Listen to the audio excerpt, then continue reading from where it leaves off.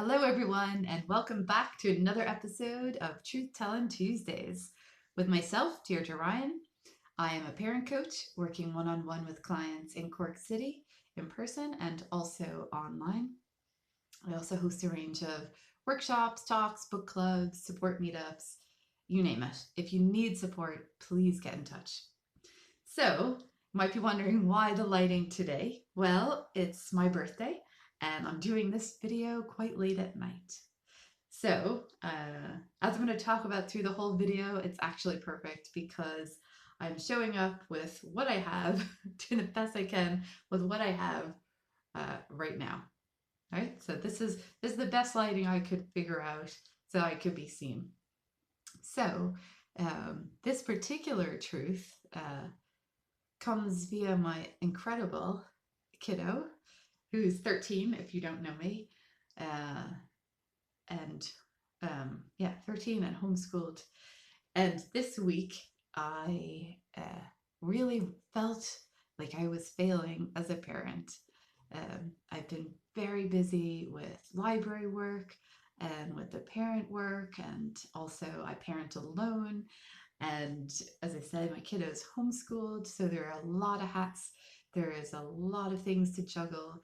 There's a lot of trying to figure out space for me, space for Clara, space for my work, my two different works, right? So there's a lot, and April was a very busy month. And I really felt like I was failing Clara on different levels. I felt like I wasn't cooking as much. There's more screens. I was less present, right? So I was really feeling like a failure, it gets caught. You ever notice we were talking last week about tuning in, right? So I can feel, look at that, take a moment. This is a great one, the thymus thump, right? I'm tapping right here. Helps to calm the vagus nerve. And then I have a dryness because it's hard to share some truths, and that's the truth. So this is an in the moment truth. So I was feeling like a failure as a parent on not all the levels, but on a lot of levels. Again, I was overwhelmed, overtired, and I said to Clara that I really feel like I'm failing as a parent. And Clara's response was so powerful and incredible. They just turned to me and said, all I hear is you're calling me a failure. And I just stopped in my tracks because that was not at all what I intended.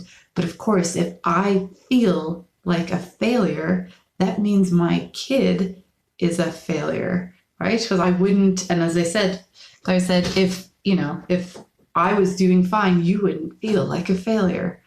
And it was just, those moments where, oh my gosh, I had to stop, catch my breath almost, because it was definitely not what I was intending to say. But yeah, if I feel like a failure, then what I'm really saying is, if I feel like I'm failing my kid, I'm saying they're failing, and it wasn't at all what I meant. And we had a really powerful conversation after that, as you do, because these are the moments where we have these conversations. And I'm so grateful to all my own work to be able to hear when Clara speaks, and I not take it personally and not feel defensive about it, right? And these are the moments. These are the moments, and how we respond in these moments are so powerful. And these moments are part of parenting. I'm not having this moment because I'm a bad parent, because I'm not. I'm having this moment because I'm a parent, right? And what makes me extraordinary is that I can sit and hear it and respond, right? That's the part that makes us extraordinary. And that's the part, with all the different things we talked about over the few weeks, this is what we're working on. So I really wanted to share that and feel real vulnerable sharing it, but it feels so important, right? So in those moments now where I'm starting to feel like a failure, I'm going to start reframing that, because I'm not failing and my child isn't a failure. I'm struggling.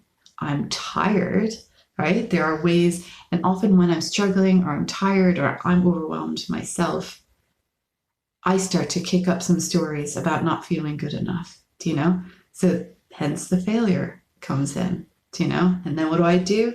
I think I'm taking responsibility, but no, I'm just passing it on. I'm passing it on. And my kid then is hearing, oh, I'm a failure because, which is not, again, can feel it again. It's not at all what I meant.